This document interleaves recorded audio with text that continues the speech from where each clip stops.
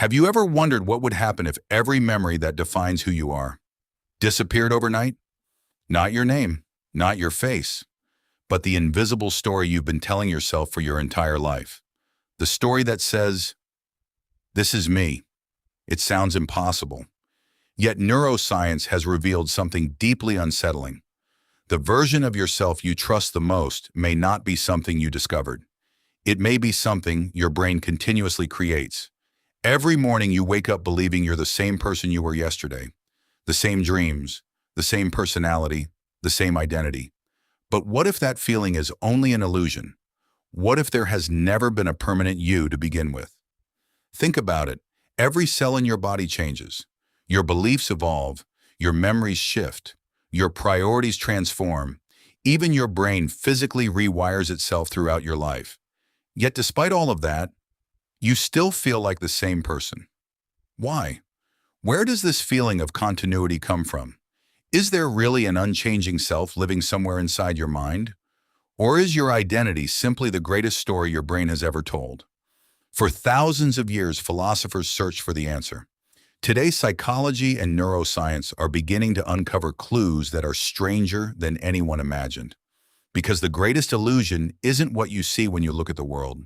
It's what you see when you look at yourself. And once you notice it, you may never think about your own identity the same way again.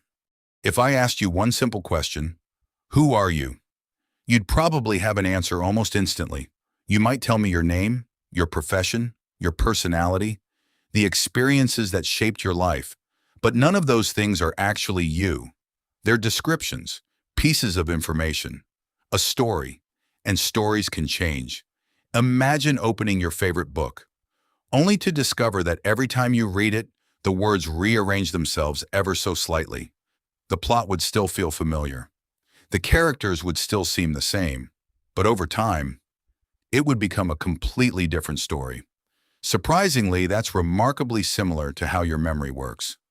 Most people think memories are stored like files inside a computer, perfectly preserved, waiting to be opened whenever we need them. But that's not how the brain works at all. Every time you remember something, you don't simply retrieve the memory, you rebuild it. Your brain reconstructs the event using fragments, images, emotions, sounds, expectations, and even your current beliefs. In other words, your memories are less like recordings and more like stories rewritten every time they're told. This doesn't mean your memories are fake. It means they're alive, flexible, constantly changing, which raises an uncomfortable question. If your memories are constantly evolving, then what exactly keeps your identity the same? Think about your childhood. Can you remember your fifth birthday, your first day of school, your first close friend? Now ask yourself something even stranger. How much of those memories do you actually remember? And how much have you reconstructed from old photographs, family stories, or simply imagining what must have happened?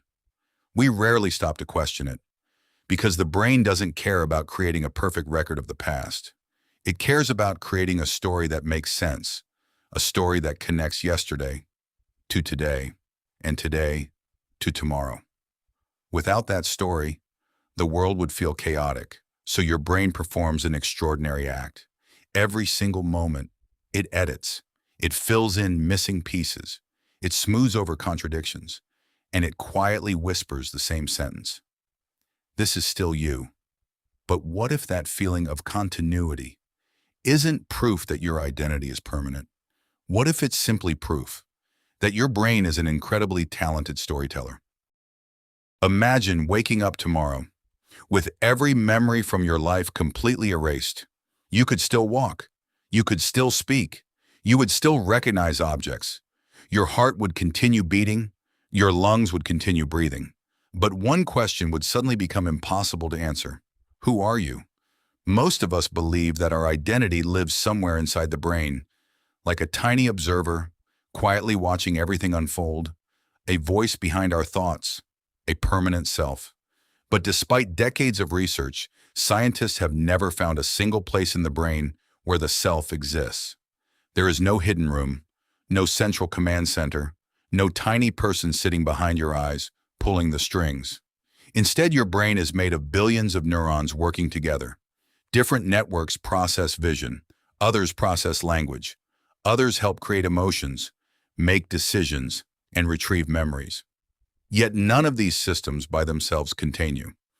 Some neuroscientists suggest that what we experience as the self may emerge from the brain's constant effort to combine these countless processes into a single, coherent experience.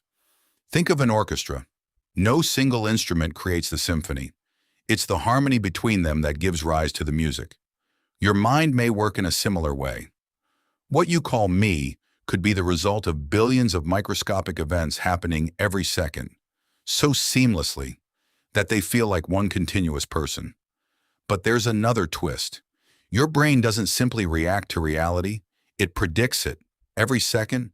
Before you consciously experience the world, your brain is already making educated guesses about what is about to happen. It compares incoming information with past experiences, then builds the version of reality that seems most likely. In other words, you're not experiencing the world exactly as it is. You're experiencing your brain's best interpretation of it. And if your perception of the outside world is a carefully constructed model, could your perception of yourself be a model as well? Maybe the feeling of being one unchanging person isn't something you discovered. Maybe it's something your brain continuously creates, moment by moment, day after day, year after year, not to deceive you, but to help you survive. Because a stable identity makes the future easier to predict. It allows you to make plans, build relationships, learn from experience. Without it, every day would feel like waking up as a stranger. And perhaps the greatest achievement of the human brain isn't intelligence, or language, or even consciousness. Perhaps it's its extraordinary ability to convince you that the story never stopped. For thousands of years, humanity has searched for one answer. Who are we? We spend our lives believing there's a permanent version of ourselves, a fixed identity. But what if there never was? Think of a river. It always has the same name, yet not a single drop of water stays there forever. Every second, the river changes, yet it still feels like the same river. Maybe you're no different. Your body changes, your memories change, your beliefs change, even your brain changes, yet something inside keeps whispering, I'm still me. Perhaps identity isn't something you possess. Perhaps it's something you create. Every decision, every experience, every conversation, every mistake, every single day.